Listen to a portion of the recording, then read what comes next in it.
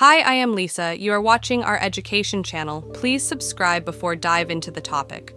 Okay, they say first impressions are everything. But can you really trust them?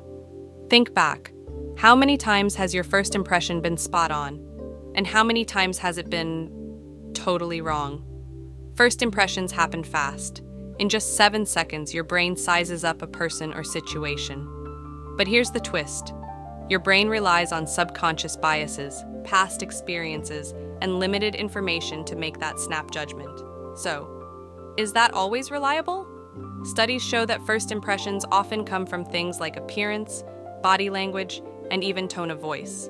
Psychologists call this thin slicing, our brain's ability to assess a situation with minimal information. But while this skill helps us in many cases, it's not foolproof.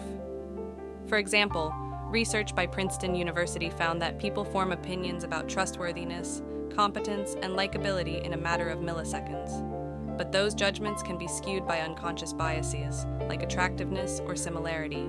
Here's the catch. First impressions can be deceiving. We tend to stick to our initial judgments, even when new evidence proves otherwise, a phenomenon known as confirmation bias. This can lead to missed opportunities or misunderstandings. Think about it. How often do we overlook someone's true potential because of a flawed first impression? So, should you trust your first impression? The answer is sometimes. First impressions can be a helpful starting point, but it's always wise to pause, gather more information, and be open to changing your mind. Challenge your assumptions and give people and situations a second chance.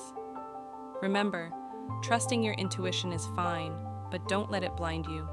Stay curious, ask questions, and allow room for deeper understanding.